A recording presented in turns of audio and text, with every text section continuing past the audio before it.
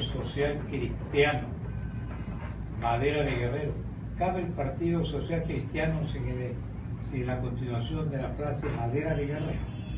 Buenos días, estimados conciudadanos, oyentes de Radio Centro y amigos de esta mesa. Cabe siempre. ¿Por qué? Porque el Partido Social Cristiano es un partido de enorme trascendencia histórica en el Ecuador y Madera de Guerrero es un movimiento local de regambre liberal. Los dos practicamos y creemos una economía social de mercado.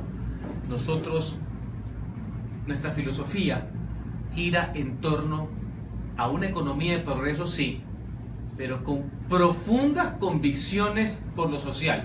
Eso es lo que nos diferencia a los extremistas, principalmente la extrema derecha que anda mal parqueada por ahí. Así que nosotros y nuestra práctica de economía social de mercado, tanto un cuadro nacional como el Partido Social Cristiano, como Madera de Guerrero, movimiento local que ha demostrado en hechos, no con labia, de que sí se puede mejorar la calidad de vida de la gente, pero fundamentalmente la de los pobres y la clase media. Muy bien, le damos la bienvenida al asambleísta Henry Pizarro. Dice que la corrupción, la lucha contra la corrupción entró al quirófano, pero que la cirugía mayor todavía no se realiza. ¿Qué piensa usted? ¿En qué situación estamos? ¿Qué lectura tiene de todo este tema de la corrupción en el país? Que la lacra de la corrupción hay que enfrentarla, sí. Adoptar las decisiones pertinentes, por supuesto. Que haya las responsabilidades productos de la corrupción y que se las castigue y se las sentencia, sin duda alguna. A la par que con el mismo ahínco, con la misma premura, trabajamos y enfrentamos la crisis económica, que es la que también le preocupa al ciudadano de pie, al pueblo llano. De la mano, corrupción sí, recuperación económica también. Ese es el gran desafío que tiene la sociedad, que tiene la Asamblea y que tiene el gobierno nacional, pese a la pugna, pese al enfrentamiento y pese a la ruptura. ¿Cuál es el aporte de la Asamblea del Partido Social Cristiano en esa lógica? Mire, en resolver la crisis económica y aportar para la lucha contra la corrupción. El vicepresidente está caído en la práctica. Un vicepresidente sin legitimidad alguna, sin credibilidad alguna, sin funciones y sin confianza. La Asamblea debe lo antes posible retomar el juicio político, que no cabe ya pretexto alguno por parte de la mayoría oficialista. Si no, si lo van a tener ahí como florero, va a ser un conspirador a tiempo completo. ¿Ya? Así que ese tema hay que darlo ya por salvado. Para poder, ahí sí, la Asamblea Nacional, el Ejecutivo, propiciar la salida de la crisis económica. ¿Cómo? El tema, por ejemplo, tributario. Y ahí el pueblo ecuatoriano podrá juzgar a quiénes son los asambleístas que en vez de estar de frente con la historia y con la solución de los problemas, siguen a golpe de Twitter, ni siquiera de teléfono, de atrasapueblos que no quieren que su modelo fracasado y nefasto cambie, que es lo que quiere el pueblo. Pero eso es lo ideal, pero ese florero tiene un macetero. Es que y ese macetero es el que lo sostiene parado. Además, es que las funciones se las han retirado, las que le habían delegado, pero la función principal, la intrínseca, la esencial del vicepresidente, que es reemplazar al presidente, está ahí. Está ahí, por eso digo, si no tiene funciones, solo se queda con la expectativa de reemplazar al presidente, conspirador a tiempo completo. Claro, hay forma de reemplazar, puede ser por sustitución. Jodiendo todo el día, que es lo que está haciendo. Claro. Jodiendo todo el día. Pues bien, ¿cuál es la manera de mostrar quién es quién aquí? El presidente de la República tiene que enviar el proyecto, porque solo él tiene iniciativa de carácter tributario, el proyecto de reforma derogatoria, póngale el nombre que quiera, de la ley de la plusvalía, esa que paralizó a la construcción, castigó al empleo por seguir esas taras y esos dogmas socialistoides del expresidente Correa. O sea que ahí la mayoría oficialista no le va a hacer caso al presidente, no le va a dar la mano a la reactivación económica, bajando un impuesto lesivo y confiscatorio del 75% de la Pero no lo van a derogar, ¿Para lo qué? van a reformar. ¿Para qué? para darle gusto al que sabemos, para que no le dé una chiripiolca adicional a la que le está dando todos los días cuando tuitea. ¿Eso es lo que quieren hacer? Ah, no quiero ver pues si le van a dar la cara al pueblo o al que los puso. Ese va a ser un desafío. Y ahí el pueblo va a poder jugar. Ahora bien, usted me dice reformar o derogar. En el momento que usted quita el 75% y lo deja donde estuvo siempre, en el 10%, y deja de hablar sandeces, como los que decía Correa y su ministra, que decía que uno tenía que vender al mismo valor que compró. Ni Marx decía ese tipo de estupideces, solo para aclarar. Si usted quita ese mensaje, esos dogmas que fueron peores que la normativa, y le quita el 75, usted la habrá derogado. Pero va a quedar un dogma, que es no eliminar el principio de la lucha contra la especulación de la tierra. Eso va a quedar. Y eso lo ha dicho el presidente. Mi estimado Stalin, yo estuve en la asamblea anterior, en la comisión que se tramitó la ley. En ningún, por eso te digo que esto es mucho boquilla. Ya. En ningún pasaje de la ley hace diferencia alguna de lo que es especular, de lo que es vender una casa. Ese fue el membrete, porque estos pseudo revolucionarios le gustaba ponerle membretes a las cosas, unas ideas fuerzas que se denomina, para poderlas vender políticamente. Porque normas para castigar la especulación ya existen en el COTAD, en la ley de ordenamiento territorial, etc. Pero necesitaban vender la idea. Ninguna norma establece cómo castigar a los especuladores ni no existe, eso es cuento. ¿Me explico? Así que si usted deroga el 75% de un artículo y deja de hablar tonterías, mensajes lesivos contra la confianza, contra el legítimo afán de prosperar que tiene la gente de toda condición social, porque el que tiene una casita de 20.000 y la vende para comprarse una de 30.000 está mejorando sus condiciones de vida, y el Estado debe estar para proteger esa aspiración, no para vulnerar esa pretensión. Así que ese va a ser una prueba. Vamos a ver otras más en materia económica y tributaria, tanto la reforma presupuestaria de este año en ejercicio como la del 2018, que es la heavy, que es la PEPA, la que cuenta, donde se va a ver cuál es la filosofía de ese Estado, que debe ser un Estado austero, en vez de ser un Estado despilfarrador, que fue la marca registrada del correísmo. Ese que tiene que parar de nuevo a la mesa que estaba ni servida, sino que estaba torcida, para que el pueblo ecuatoriano pueda vivir mejor. Así que los próximos días y semanas, tanto políticamente hablando como económicamente hablando, van a ser vitales. ¿El Partido Social Cristiano va a presentar alguna solicitud de juicio político en contra del presidente? Nosotros, al igual que toda la oposición, 60 votos, ya presentamos la solicitud, el requerimiento con cerca de 60 firmas. Se necesitaban 45, dando cumplimiento a lo previsto del artículo 129. La mayoría en su momento la bypassó, hizo un tapetazo, hablando en términos futbolísticos, y de 30 pruebas se cogió de una.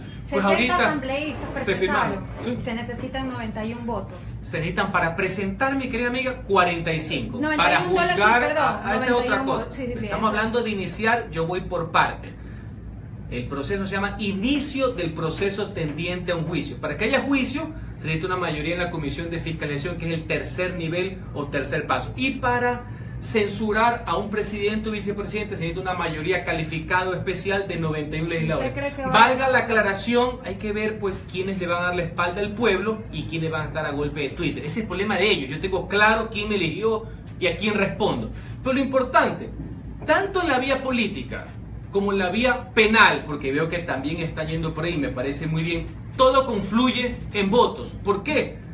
Porque para poderlo enjuiciar penalmente al vicepresidente se necesita una autorización. Levantar la inmunidad, ¿no? No es inmunidad, eso es una figura parlamentaria. Sí. Lo que se necesita es un desafuero, que no es lo mismo que los desaforados que han saqueado a la República en los últimos 10 años. ¿Qué es desafuero? Desafuero es quitarle el fuero especial con una autorización con 91 votos también, coincide con la de la censura, para que pueda proceder el enjuiciamiento penal. Es decir, ¿no tiene nada que ver con la inmunidad eso? No, la inmunidad solo tiene los parlamentarios. Okay.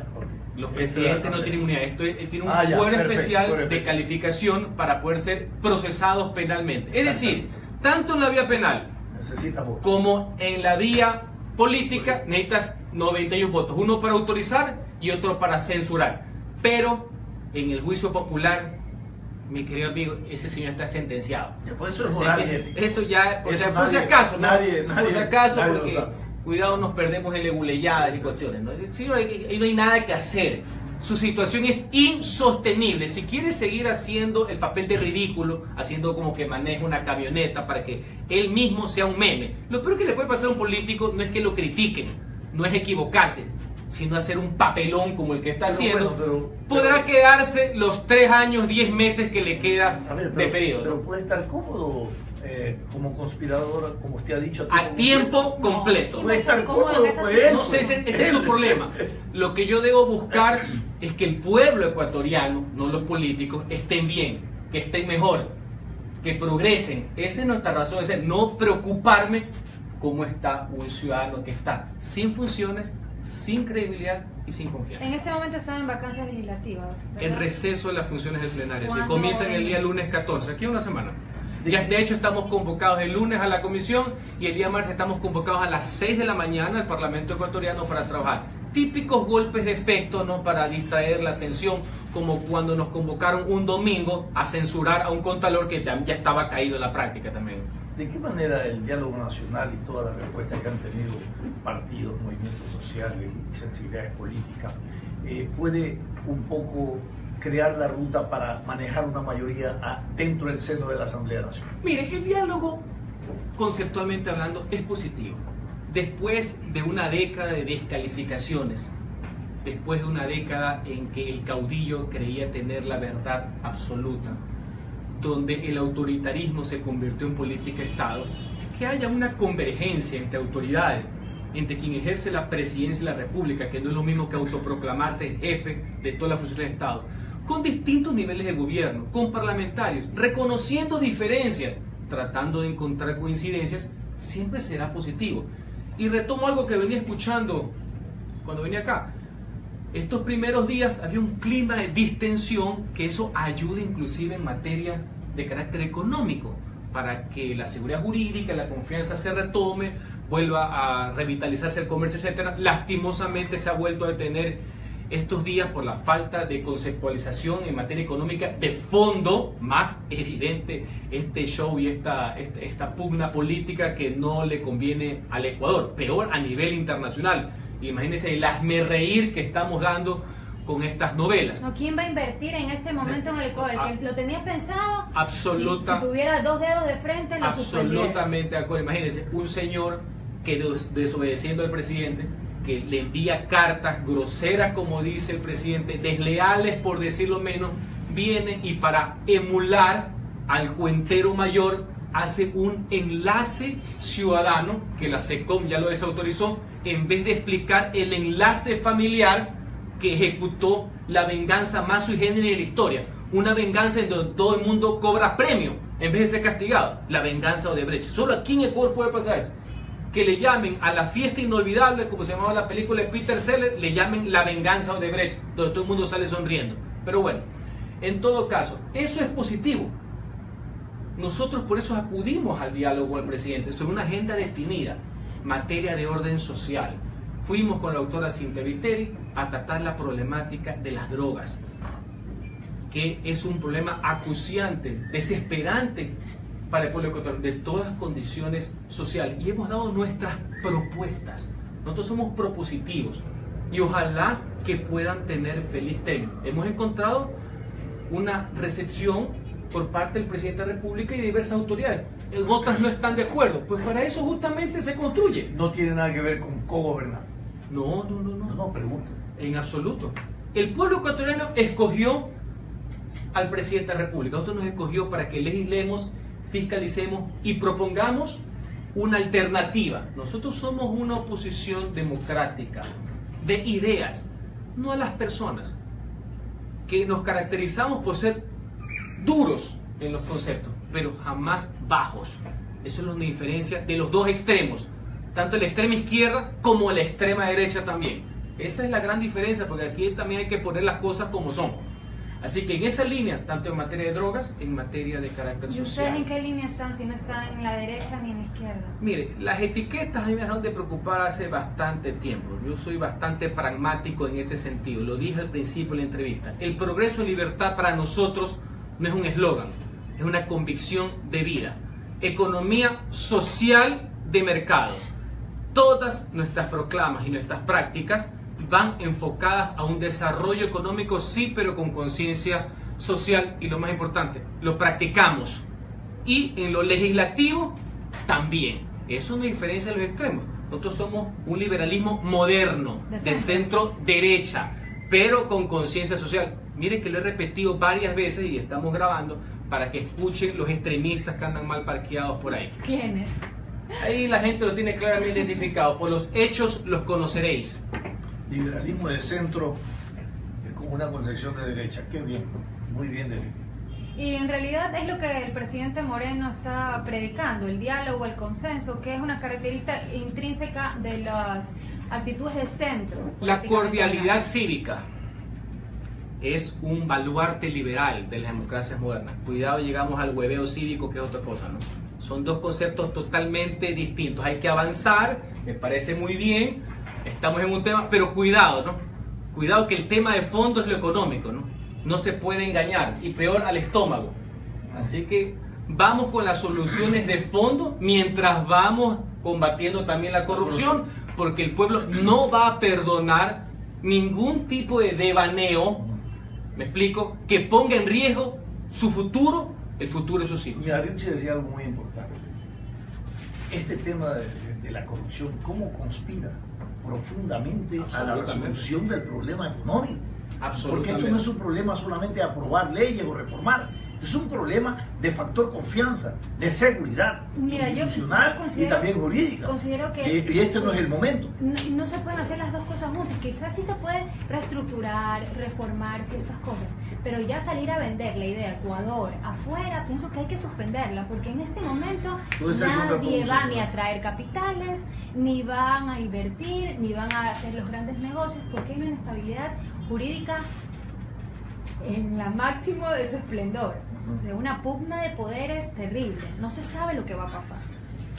Mire, yo le pregunté al candidato Guillermo Lasso en la entrevista anterior y le dije que una de las propuestas también a nivel de la profunda reforma estructural que se está haciendo del presupuesto y de la reforma tributaria que se va a plantear a la Asamblea Nacional era la repatriación de capital. Se dice que hay como 21.000 millones fuera, bueno, no sé cuánto. Y hasta eso, para ingresar ese capital, repatriarlo, porque la ley lo puede pedir así, también tiene que haber condiciones y escenarios propicios, pues si no puede crear, puede ser contraproducente también. Debe haber las condiciones propicias, sí, porque una de las cosas que el dirigismo estatista siempre ha estado perdido es pensar que una persona de un escritorio puede determinar cuáles son las realidades económicas, dónde se debe invertir, dónde se debe gastar. O sea, que aplastando un botón viene la felicidad. O utilizo esos recursos para ese siempre ha sido nuestra confrontación conceptual con el estatismo. Nosotros consideramos que el Estado debe apoyar y no estrangular a la verdadera generadora de riqueza y empleo que van de la mano y que no hay que tenerle miedo, que es la empresa privada, en todo orden, pequeña, mediana y grande. Es el empresariado el que tiene que liberar esa capacidad creativa. Lo que verdaderamente hay que redistribuir en el siglo XXI es el conocimiento y esa capacidad de creación de cosas que van a fomentar el empleo y nuevas fuentes de riqueza. La redistribución, como lo entienden los socialistas, es un concepto fracasado que no lleva a nada. Importante será que, pese a que hay 2 meses y pico de gobierno y estamos enfrentados a esta pugna de poderes estériles, se sigan dando señales concretas de ese cambio de visión. Fíjese usted que hace pocos días, y pese a lo adverso de la situación, ya se habla de llegar a un tipo de acuerdo comercial con nuestro mayor socio, que es Estados Unidos. Pese a que ahora a Estados Unidos ya no le interesa ese tipo de acuerdo como una política global, sino solo negociar en grandes bloques, no individualmente. Para variar nos perdimos el tema de historia. Pero no deja de ser positivo que por lo menos las autoridades ecuatorianas, pese a las dificultades que se presenten normativas, crean que se necesita esa apertura. Eso ya es bueno, porque muchas veces, y yo que estoy ya en el segundo periodo del Parlamento me he dado cuenta, las leyes eran malas, las leyes estatistas eran malas, pero el mensaje era más perverso aún que las mismas normativas. Así que hay que cambiar la mentalidad, hay que operar con pragmatismo, comprender que el Estado está para servir a los ciudadanos, no para servirse de ellos. Si trabajamos en esa línea y si la Asamblea se convierte en una aliada de ese cambio con legislación y que dejen ahí a los atrasapueblos en una esquina, me explico, con sus dogmas, con sus taras, con su fundamentalismo, con su fanatismo, y comenzamos a trabajar, no le estamos pidiendo al presidente Moreno que se convierta en liberal ni que cambie su vida. No sería justo, no sería honesto y no votó la gente por eso. Pero sí se puede converger en ciertas soluciones prácticas de sentido común, sensatas, que privilegien al empleo y a la generación de riqueza. Soy optimista y creo que se puede hacer. Bien, clara la figura y la exposición de Henry Cucalón, y ese es el camino. El camino no es el repetir lecciones que ya están totalmente fuera de tiempo y circunstancias. Hace un par de años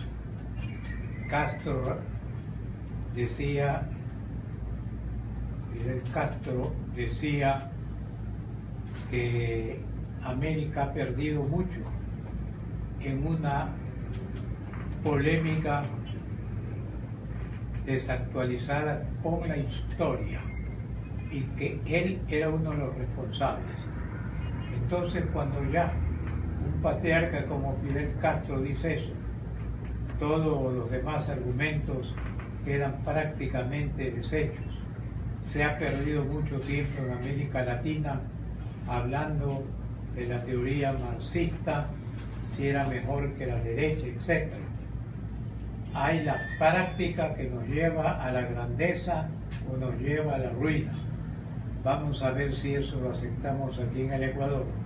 Vamos a ver si el presidente actual, Lenín Moreno, acepta que su cargo tiene un compromiso con la historia, no con su tendencia, su partido. Vamos a ver si eso funciona en el Ecuador de hoy. Hasta tanto, queda nuestro agradecimiento a Henry Cucalón, asambleísta por el Partido Social Cristiano, Madera de Guerrero, que ha hecho una exposición clara, sensata y terminante el día de hoy. Gracias a todos ustedes y a ustedes, señoras y señores, que con su sintonía hacen posible este programa.